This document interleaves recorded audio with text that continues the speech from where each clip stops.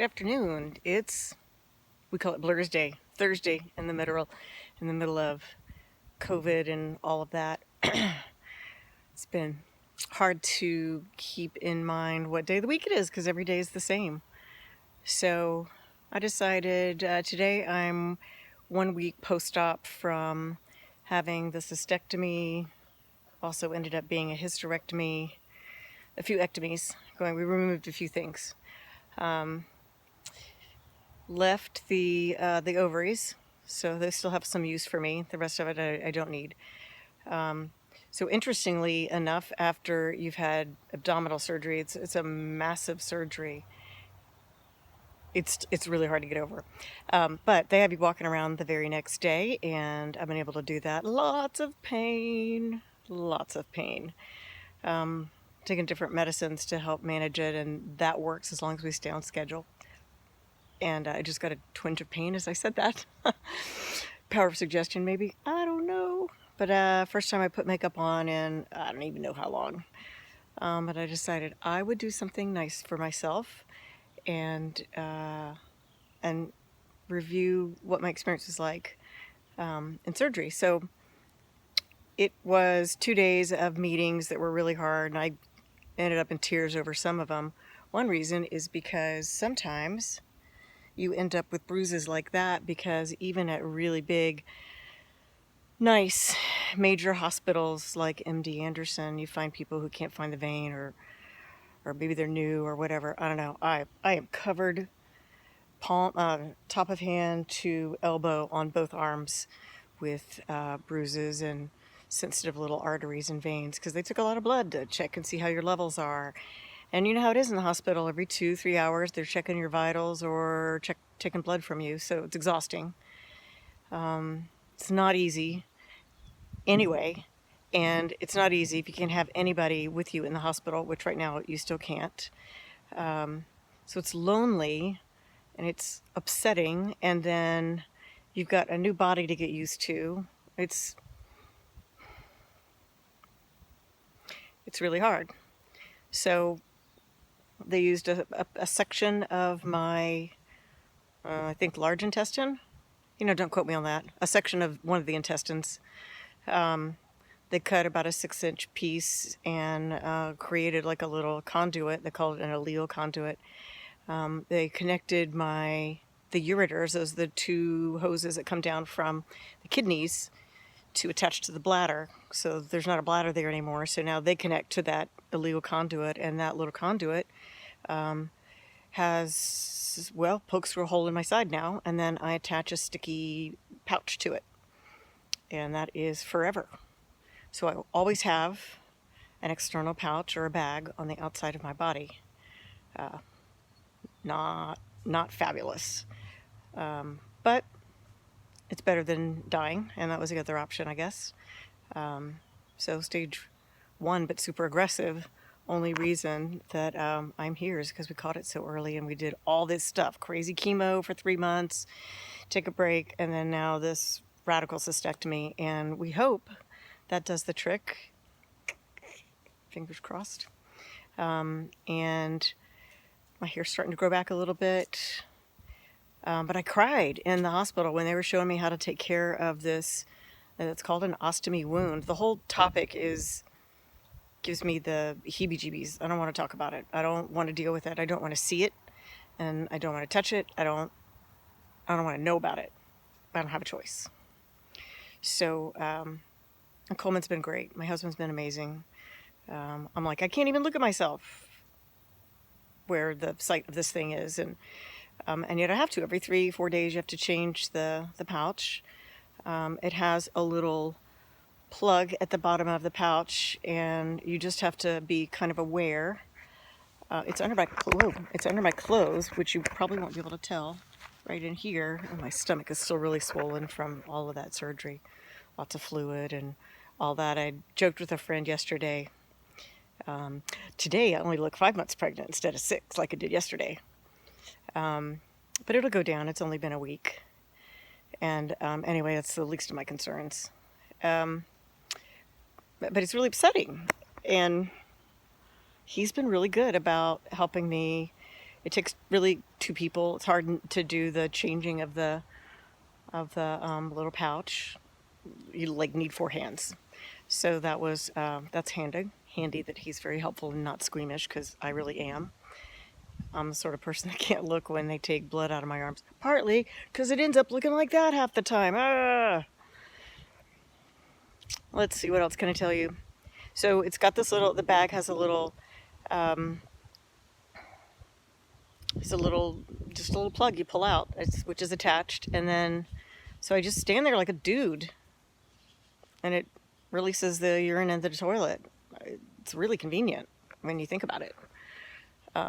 Tiniest, barely silver lining in the cloud, but we'll take it. So dudes have it easy. I mean, it's really convenient to be able to pee really anywhere, and standing up or sitting down, what have you. I don't hate the convenience, that's for sure. I mean, it's not outweighed by the inconvenience of having an external plastic bag on your body, but all worth it if you're gonna live. Apparently I can scuba dive, swim, do all my normal activities, imagining that my workout gear is not going to look quite the same, or swimsuits either, but whatever. I'm 57, and the bikini wearing days were over at my honeymoon 3.5 years ago, I think. Anyway, it's what it is. I have a scar. They said, oh, it'll be about this long, but it's really more about that long. It's vertical, and I already had a smiley face scar from when I was 6, and I had surgery on the ureters as they connect to my bladder. So I was missing a set of valves there, and they put those in when I was a little girl. And after they did that, I didn't have any more problems, and when they removed the bladder with those valves, the surgeons said that everything looked great. It's just that it had cancer in it at one time, and we need to get it out. So that's good. So now I have a smiley face and a vertical. So I think it looks like an anchor. So I have an anchor on my belly. Coleman keeps saying that's badass, so maybe I should just embrace that. Badass might be the way to go on that. Managing with pain. What did I already say? 4 or 5 different pain pills, and there's sprinkled throughout the day, but nothing narcotic, which is good. There's a lot of reasons to avoid that. I don't have to list them here, but tramadol is the heaviest thing I'm taking, and that doesn't affect anything. I mean, it helps with the pain, but it's not narcotic. But I can tell if I'm about due for something, so the pain is still really acute, which I think is to be expected. They said I did really well, that my body did really well, that being fit and healthy made it easier for my body to withstand the surgery and for them to do what they needed to do. So there were 2 surgeons, at least 3 doctors in the OR, plus the anesthesiologist team and the nursing team. I don't know how many people were in there.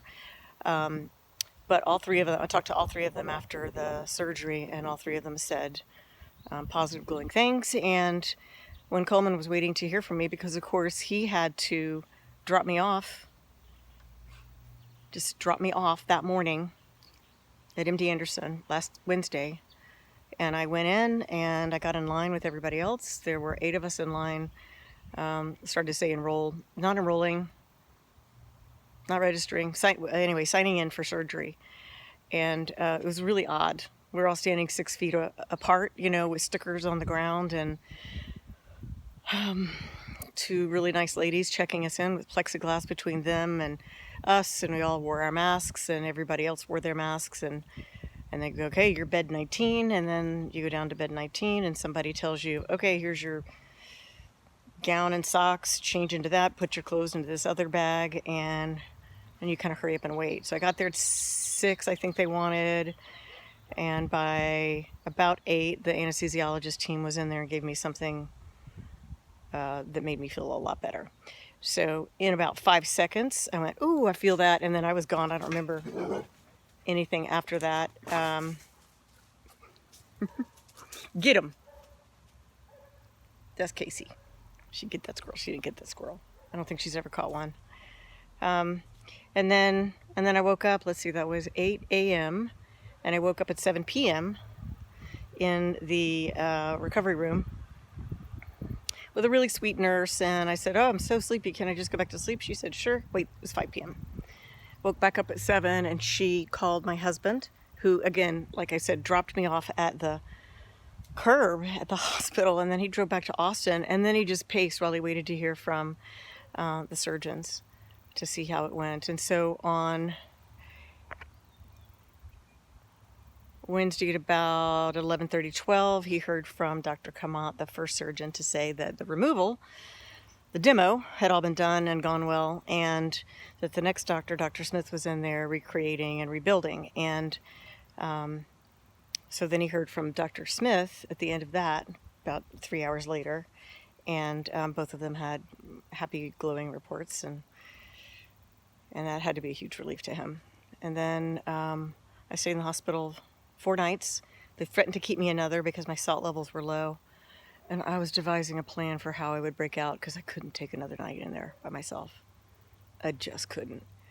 So they did allow Coleman to come down the hallway, into the hospital, come down the hallway to learn from the wound ostomy nurse how to take care of this thing. And when I saw him, and I threw my arms around his neck and I hugged him and I cried because it was just such a relief to see my husband, somebody who loves me. In the hospital, people are really nice, but it's so hard without somebody. So then, never been happier to be at home with my little tiny bathroom, with my amazing family. Both my kids are here, both my goofy dogs and my husband, friends having meals delivered for us, and it's just so good to be home. So I'm taking each day one day at a time. I'm doing things like reading on my Kindle that my sister-in-law Adrian gave me. Love that.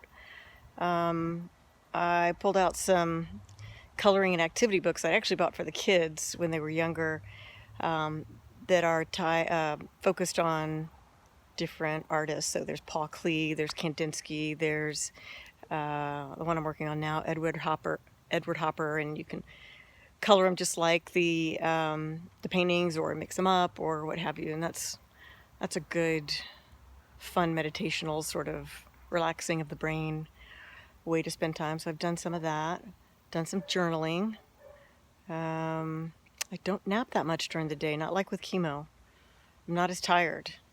I'm in pain and I can walk around. I mean, I'm not in constant pain. I can walk around, but my energy level's better and my brain level's better. I'd say I'm at 90%. It's good enough. I couldn't think of the word callous the other day.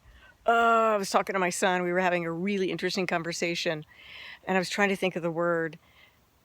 And it took like 3 minutes. I finally said, "Oh, it's callous." That's not even a $10 word or $5 word. That's like a $3 word at most. Anyway, happy to be back. That's the report from here. I'll keep you posted. Ciao for now.